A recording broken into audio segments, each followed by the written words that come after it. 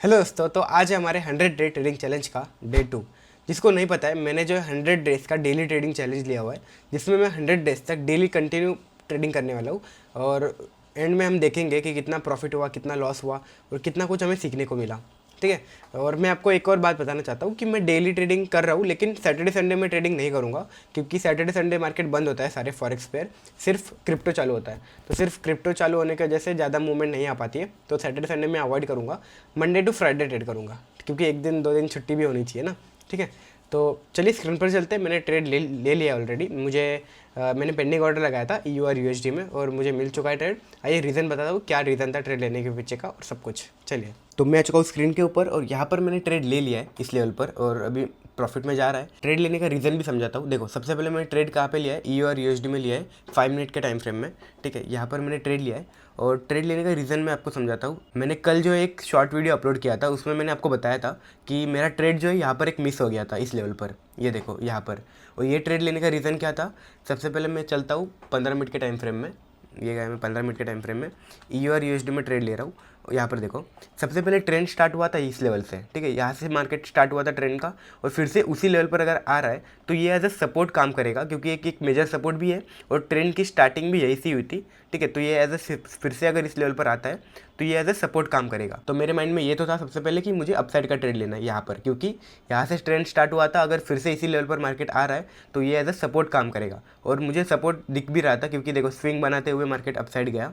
ये देखो, अगर 15 मिनट के टाइम फ्रेम में अगर आप देखोगे, ये देखो स्विंग के एक ट्रेंड लाइन का सपोर्ट लेकर मार्केट अपसाइड जा रहा है, तो मुझे कंफर्मेशन भी हो गया कि मार्केट अपसाइड जा सकता है यहाँ से। तो ये जो रेजिस्टेंस है ना, अगर ये ब्रेक होता है और फिर से अगर इसी लेवल पर आता है, ये तो एज ए सपोर्ट काम करेगा। तो जब भी कोई रेजिस्टेंस ब्रेक होता है, फिर से अगर उसी लेवल पर आता है मार्केट, तो वो एज ए सपोर्ट काम करता है।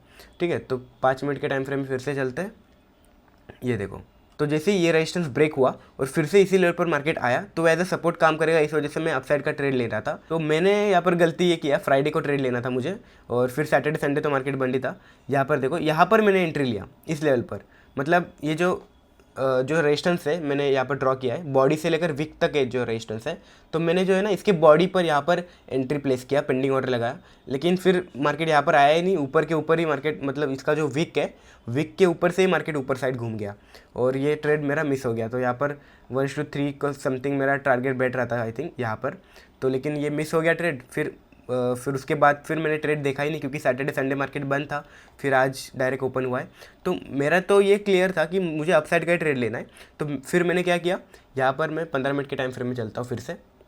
ये देखो, कंटिन्यू मार्केट क्या यहाँ से एक स्ट्रांगली अपसाइड गया है मार्केट, यहाँ से ट्रेंड के साथ स्ट्रांगली अपसाइड गया है। तो अगर फिर से मुझे अपसाइड का ट्रेड लेना है, तो मुझे अच्छा एक लेवल पे ट्रेड लेना होगा, या फिर कोई प्राइस एक्शन बनता होगा तभी ट्रेड लेना होगा, है ना। तो फिर मैंने देखा कि अगर मैं यहाँ पर फिबोनाची लगाता हूँ इस लेवल से, जहाँ से स्विंग स्टार्ट हुआ था, मतलब जहाँ से पिछला जो स्विंग था अच्छा खासा, ये स्विंग था, है ना। तो यहाँ से अगर मैं फिबोनाची लगाता हूँ इस लेवल तक, हाई तक, तो ये फिर से कहाँ तक आ सकता है, नीचे मेजर लेवल रहे 0.3 लेवल, 0.5, 0.6। ठीक है, ये 3 मेजर लेवल होते हैं जहाँ से मार्केट सपोर्ट लेके फिर से ट्रेंड कंटिन्यू कर सकता है। तो मुझे तो स्कैल्प करना है, तो अगर मार्केट ऑलरेडी इस लेवल से ऊपर जा चुका है, तो 0.3 लेवल मुझे स्कैल्पिंग के लिए बेस्ट लग रहा था इस लेवल पर।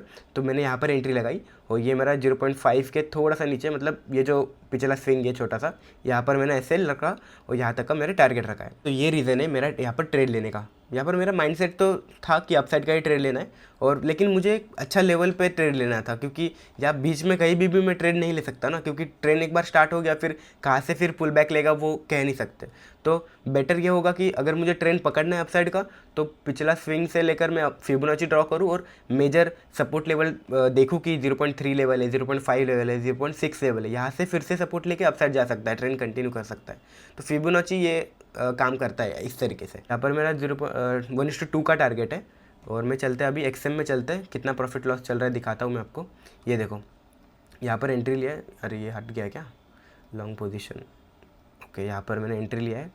ये जो SL है, जो SL $5 का SL है, और $9.60 का टारगेट है। थोड़ा सा आगे भी बढ़ा सकता हूँ, लेकिन यहाँ पर जो एक रेजिस्टेंस है ना अच्छा खासा, तो इस वजह से मैंने जो टारगेट 9.60 पे ही लगाया। जा भी सकता है ऐसे ऊपर, लेकिन एक ट्रेड लेने का मेथड होता है, एक रूल होता है ना, तो हम रेजिस्टेंस के ऊपर ही बुक करते हैं टारगेट, है ना। थोड़ा सा पॉइंट के लिए फिर 40 पॉइंट के लिए, मतलब 40 $0.40 के लिए क्यों $10 का रिस्क लेना, $9 का रिस्क ले। इस वजह से मेजर जहाँ पर रेजिस्टेंस है वहीं पर बुक करूँगा। तो ठीक है, चल रहा है अभी $3.60 का प्रॉफिट। तो वेट करते हैं टारगेट आने का। जैसे ही टारगेट आता है मैं आपको बताता हूँ, ठीक है।